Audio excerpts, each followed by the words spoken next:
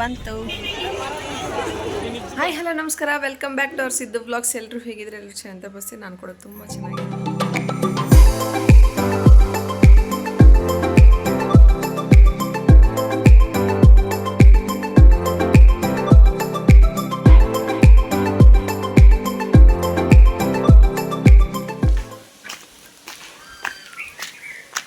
Guys, ಇವಾಗ ನಾವು ಹೋಗೋಕೆ ರೆಡಿ ಆಗಿದ್ದೀವಿ.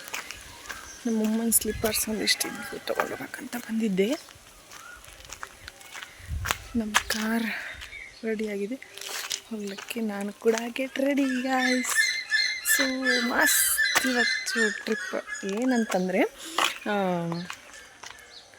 ತುಂಬ ದಿನವೇ ಆಗಿಬಿಟ್ಟಿತ್ತು ಹೋಗ್ಬಿಟ್ಟು. ಎಲ್ಲ ಯಾವ ಕಡೆನೂ ಹೋಗಿದ್ದಿಲ್ಲ. ಫ್ಯಾಮ್ಲಿ ಇವತ್ತು ನನ್ನ ಜೊತೆಗೆ ನಾನು ಹೋಗ್ತಿರ್ತೀನಿ, ಹೋಗಿ ಕೂಡ ಬಂದಿದ್ದೀನಿ. ಸೊ ನೋಡೋಣ ಹೋಗೋಣ ಅಂತ ಅಂದ್ಬಿಟ್ಟು ನಮ್ಮ ಪಾಪ ಪ್ಲ್ಯಾನ್ ಮಾಡಿದ್ದಾರೆ. ಸೊ ಹಾಗಾಗಿ ಎಲ್ಲರೂ ಹೋಗ್ತಾ ಇದ್ದೀವಿ. ಎಲ್ಲಿಗೆ ಹೋಗ್ತಿದ್ದೀವಿ ಅಂತ ಐ ಥಿಂಕ್ ನೀವೆಲ್ಲ ಗೆಸ್ ಮಾಡಿರ್ತೀರಿ ಅನ್ಕೊತೀನಿ. ಸರಿ, ನಾನೇ ರಿವೀಲ್ ಮಾಡಿದ್ದೀನಿ ಅಲ್ವಾ, ಮರ್ತೋಗ್ಬಿಟ್ಟೆ. ಸರಿ, ಹೋಗೋಣ ಬನ್ನಿ. Let's get started journey. ಈಗ ಆಲ್ರೆಡಿ ನಾನು ಬೇಗ ಬಿಡ್ಬೇಕು ಅಂದ್ಕೊಂಡ್ವಿ. ಈಗ ಲೇಟ್ ಆಗಿಬಿಟ್ಟಿದೆ. ಸೊ ಏನು ಮಾಡೋಕ್ಕಾಗಲ್ಲ, ಆಲ್ರೆಡಿ ಬೆಳಕು ಕೂಡ ಆಗಿಬಿಟ್ಟಿದೆ. ಸೊ ಹೋಗೋಣ, ಏನು ಮಾಡೋಕ್ಕಾಗಲ್ಲ. ಸಿದ್ಧಾರ್ಥನ ಫ್ರೆಂಡ್ಸ್ ಕೂಡ ಅವ್ರು ಬಂದಿದ್ದರು. ಸೊ ಅವರು ಕ್ರಿಕೆಟ್ ಆಡೋಣ ಅಂತ ಸಿದ್ಧಾರ್ಥನ ಕರೆಗೆ ಬಂದಿದ್ದರು. ಅವನಿಗೆ ಅಕಸ್ಮಾತ್ ಗೊತ್ತಾಗಿದ್ರೆ ಅವನೆಲ್ಲೂ ಬರ್ತಿದ್ದಿಲ್ಲ, ಆರಾಮ್ ಕ್ರಿಕೆಟ್ ಆಡೋಕೆ ಹೋಗ್ತಿದ್ದ. ಸೊ ಅವನೇನು ಹೇಳಿಲ್ಲ. ಅವ್ರ ಫ್ರೆಂಡ್ಸ್ ಎಲ್ಲ ಹೋದರು, ಅವ್ರ ಜೊತೆ ನಾನು ಒಂದು ಸ್ವಲ್ಪ ಬ್ಯಾಟಿಂಗ್ ಎಲ್ಲ ಮಾಡ್ಕೊಂಡು ಒಂದು ಸ್ವಲ್ಪ ಕ್ರಿಕೆಟ್ ಆಡಿದೆ ಒಂದು 4 ಬಾಲಿಗೆ. ಆಮೇಲೆ ಅವ್ರು ಹೋದರು. ನಡ್ರಿ ಗೈಸ್, ಹೋಗೋಣ.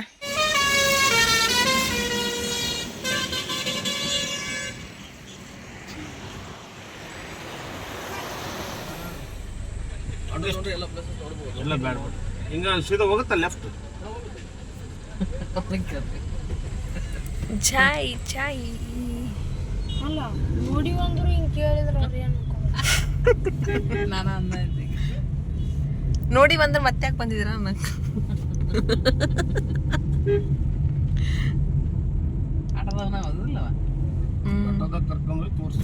ತೋರಿಸ್ತಾರ ಅವ್ರು. ಇಲ್ಲೆಲ್ಲ ಓಡಾಡಿದ್ದೀನಿ. ಇದ್ರ ಕೆಳಗೆ ಇರೋದು ಅಲ್ಲೈತೆ ನೋಡುಗ ವಿರೂಪಾಕ್ಷ ಟೆಂಪಲ್. ಹಾಂ ಸೌಕಾಸ್. ಅಯ್ಯಪ್ಪ ವಿಡಿಯೋ ಮಾಡಕ್ಕೆ ಸ್ಟಾರ್ಟ್ ಮಾಡಿ.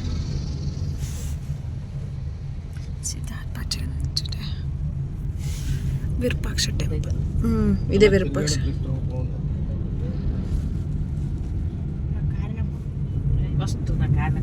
ನಾನು ನಾಳೆ ಕ್ರಿಕೆಟ್ ಆಡಕ್ಕೆ ಹೋದೆ. ಇವತ್ತ ಕಂಟೆಂಟ್ ಸಖತ್ತಾಗಿ ಟೂರ್ ಮಾಡೋಣ. ಇಲ್ಲೇ ಪಾರ್ಕಿಂಗ್ ಬಾಮ ಸರ್ಪ್ರೈಸ್ಲಿ ನಾವು ಇವತ್ತು ಬಂದಾಗ ಜಾತ್ರೆ ಕೂಡ ಸ್ಟಾರ್ಟ್ ಆಗಿತ್ತು. ಆ್ಯಂಡ್ ತೇರು ಕೂಡ ಎಳ್ದಿದ್ರಂತೆ ಆಲ್ರೆಡಿ. ಐ ಥಿಂಕ್ ಒಂದು 4-5 ಡೇಸ್ ಆಗಿರ್ಬೋದು ಎಳೆದ್ಬಿಟ್ಟು. ನನಗೆ ಜಾತ್ರೆ ಇದೆ ಅಂತ ಗೊತ್ತೇ ಇದ್ದಿದ್ದಿಲ್ಲ. ಕಂಪ್ಲೀಟ್ ಆಗಿತ್ತು. ಜನ ಅಷ್ಟು ಇದ್ದಿದ್ದಿಲ್ಲ. ಬಟ್ ಓಕೆ, ಒಂದು ಜಾತ್ರೆ ಅಂದಮೇಲೆ ಮೀಡಿಯಮ್ ಸ್ವಲ್ಪ ದಿನ ಆದಮೇಲೆ ಎಷ್ಟು ಜನ ಇರ್ತಾರೆ ಅಷ್ಟು ಜನ ಇದ್ದರು. ಟೋಟಲಿ ನೋಡೋಕೆ ತುಂಬ ಅಂದರೆ ತುಂಬ ಚೆನ್ನಾಗಿತ್ತು. ಸುಮಾರು ನಮ್ಮ ಊರ ಜಾತ್ರೆನೇ ಲಾಸ್ಟ್ ನಾನು ಮಾಡಿರೋದು ಜಾನ್ವರಿ ತಿಂಗಳಲ್ಲಿ. ಸೊ ನೆಕ್ಸ್ಟ್ ನಾನು ನೋಡ್ತಿರೋ ಜಾತ್ರೆ ಆಲ್ಮೋಸ್ಟ್ ಏನು ಅಂಗಡಿಗಳಿದ್ರು ಅವೆಲ್ಲ ಗೊತ್ತಿಲ್ಲ. ಬಟ್ ನಾನು ಬಂದಾಗ ಒಂದು ಸ್ವಲ್ಪ ತಕ್ಕ ಮಟ್ಟಿಗೆ ಇದ್ದರು. ಚೆನ್ನಾಗಿತ್ತು ಜಾತ್ರೆ ಕೂಡ ನೋಡೋಕ್ಕೆ. ಆ್ಯಂಡ್ ಆನೆ ಸವಾರಿ ಕೂಡ ಎಲ್ಲ ಸ್ಟಾರ್ಟ್ ಮಾಡಿದರು. ಹಂಪಿ ಬಹಳ ದಿನಗಳಾಗಿತ್ತು ಬಂದು.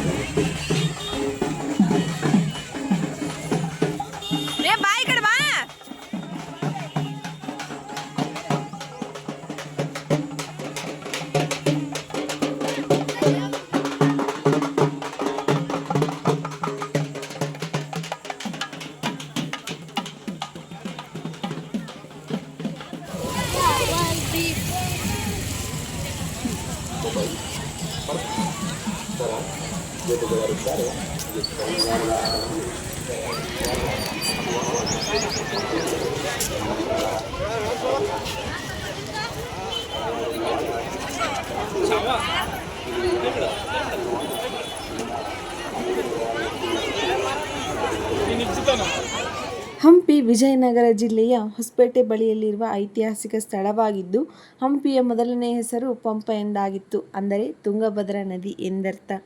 ಇದನ್ನು ವಿಜಯನಗರ ಮತ್ತು ವಿರೂಪಾಕ್ಷಪುರ ಎಂದು ಕೂಡ ಕರೆಯಲಾಗುತ್ತಿತ್ತು. ನಮ್ಮ ಹಂಪಿಯ ಬಗ್ಗೆ ವರ್ಣನೆ ಮಾಡಲಾಗದಷ್ಟು ಹಂಪಿ ಅಷ್ಟು ಸುಂದರವಾಗಿತ್ತು ಆಗಿನ ಕಾಲದಲ್ಲಿ. ಇವಾಗೂ ಕೂಡ ಅಷ್ಟು ಇದ್ದರೂ ಪರವಾಗಿಲ್ಲ, ಬಟ್ ಇವಾಗ ತಕ್ಕ ಮಟ್ಟಿಗೆ ಒಂದು ಜನ ಆಗಿನ ಕಾಲದಲ್ಲಿ ಇತಿಹಾಸ ಏನಿತ್ತು ಅದ್ರ ಬಗ್ಗೆ ತಿಳ್ಕೊಳಕ್ಕಾದರೂ ನಮಗೆ ಅವಕಾಶ ಇದೆ. ಅದು ನಮ್ಮ ಪುಣ್ಯ ಅಂತಲೇ ಹೇಳ್ಬೋದು. ಹಂಪಿಯನ್ನು ನಿರ್ಮಾಣ ಮಾಡಿದ್ದು ಅಕ್ಕಬುಕ್ಕ ಸಹೋದರರು. ಇದನ್ನು 14ನೇ ಶತಮಾನದಲ್ಲಿ ಪ್ರಾರಂಭವನ್ನು ಮಾಡ್ತಾರೆ ಹಂಪಿನ. ಇವಾಗ ಇದು ಶಿಲ್ಪಕಲೆ ಬಗ್ಗೆ ಹೇಳಬೇಕಂತಂದರೆ, ನಮಗೆ ಈಗಿನ ಕಾಲದಲ್ಲಿ ಏನು ನಾವು ಮಾಡೋಕ್ಕೆ ಸಾಧ್ಯ ಇಲ್ಲ, ಆಗಿನ ಕಾಲದಲ್ಲಿ ಆವಾಗಲೇ ಮಾಡಿ ಮುಗಿಸಿದ್ದಾರೆ. ಆ್ಯಂಡ್ ನಾವು ಕಣ್ಣಾರೆ ನೋಡಿದಷ್ಟು ನಮ್ಮ ಕಣ್ಣು ತಂಪು. ಅಷ್ಟು ಚೆನ್ನಾಗಿದೆ ಹಂಪಿ. ಯಾರೂ ಮಿಸ್ ಮಾಡ್ಕೋಬೇಡಿ, ಚೆನ್ನಾಗಿರುವಂಥ ಪ್ಲೇಸ್. ಈಗ ನೀವು ನೋಡ್ತಾ ಇರೋದು ವಿರೂಪಾಕ್ಷ ಟೆಂಪಲ್. ಇಲ್ಲಿ ಯಾಕೆ ಇಷ್ಟು ಜನ ಸೇರಿದ್ದಾರೆ ಅಂತಂದರೆ, ಜಾತ್ರೆ ಇದೆ ಅಂತ ಹೇಳಿದ್ನಲ್ಲ, ಆ ಸಲುವಾಗಿ ತುಂಬ ರಶ್ ಇತ್ತು. ಆ್ಯಂಡ್ ಇಲ್ಲಿ ಕೋತಿಗಳ ಸಾಗರನೇ ನಾವು ನೋಡ್ಬೋದು. ಹಂಪಿಯಲ್ಲಿ ಸುಮಾರು ಕೋತಿಗಳನ್ನು ನಾವು ಕಾಣ್ತೀವಿ. ಹಂಪಿಯಲ್ಲಿ ವಿರೂಪಾಕ್ಷ ದೇವಾಲಯ ಅಷ್ಟೇ ಅಲ್ಲದೆ ಹಲವಾರು ದೇವಾಲಯಗಳನ್ನು ಕಾಣ್ತೀವಿ. ವಿರೂಪಾಕ್ಷ ದೇವಾಲಯ ಆಗಿರ್ಬೋದು, ವಿಜಯ ವಿಠಲ ದೇವಾಲಯ, ನರಸಿಂಹ ದೇವಾಲಯ, ಹಜಾರೆ ರಾಮ ದೇವಾಲಯ, ಅಚ್ಯುತರಾಯ ದೇವಾಲಯ, ಹೀಗೆ ಹಲವಾರು ದೇವಾಲಯ ಕೂಡ ಕಾಣ್ತೀವಿ. ಆ್ಯಂಡ್ ಅರಮನೆ ಮತ್ತು ರಾಯಲ್ ಆವರಣ ಕೂಡ ಕಾಣ್ತೀವಿ. ಲೋಟಸ್ ಮಹಲ್, ಕ್ವೀನ್ಸ್ ಬಾತ್, ಜರನ ಆವರಣ, ಆನೆಲಾಯಗಳು, ರಾಯಲ್ ಆವರಣಗಳು, ಹೀಗೆ ಹಲವಾರು ರೀತಿಯ ನಾವು ಅರಮನೆಗಳನ್ನು ಕಾಣ್ಬೋದು ಇಲ್ಲಿ.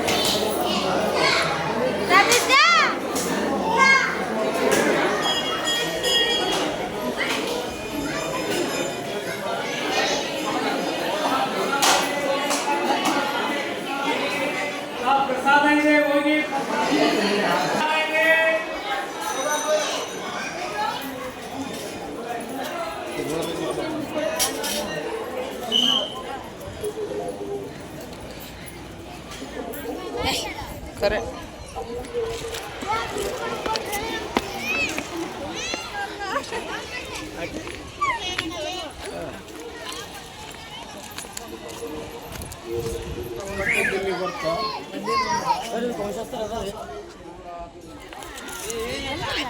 ನಮ್ಮ ಹಂಪಿ ನೋಡೋಕ್ಕೆ 4 ಕಣ್ಣು ಸಾಲದು ಗೈಸ್. ಸಖತ್ತಾಗೈತಿ. ಎಷ್ಟೋ ರಾಜರು ಬಂದು ಹಾಳು ಮಾಡೋಗಿದ್ರು, ಒಂದು ತಕ್ಕ ಮಟ್ಟಿಗೆ ನಮ್ಮ ಹಂಪಿನ ನೋಡ್ಬೋದು. ಆ್ಯಂಡ್ ಜಾತ್ರೆ ಕೂಡ ಆಗಿತ್ತು ಗೈಸ್. ಜನಸಂಖ್ಯೆ ತುಂಬ ಇದೆ. ಅಷ್ಟರಲ್ಲೂ ಇಷ್ಟೆಲ್ಲ ನಮ್ಮ ಹಂಪಿ ಸ್ವಲ್ಪ ಜಾತ್ರೆ ಇರೋ ಸಲುವಾಗಿ ಎಲ್ಲರೂ ಜಾಸ್ತಿ ಜನ ಇದ್ದಾರೆ. ಸೊ ಏನು ಅಷ್ಟು ನನ್ನ ವಾಯ್ಸ್ ನಿಮಗೆ ಕೇಳ್ದೇನೆ ಇರ್ಬೋದು. ವಾಯ್ಸ್ ನೋಟ್ ಒಂದು ಸಾರಿ ಕೊಟ್ಟಿರ್ತೀನಿ, ಆಗಿಲ್ಲ ಅಂತಂದರೆ ಸರಿ ನೋಡ್ಬಿಡಿ ನಮ್ಮ ಹಂಪಿ.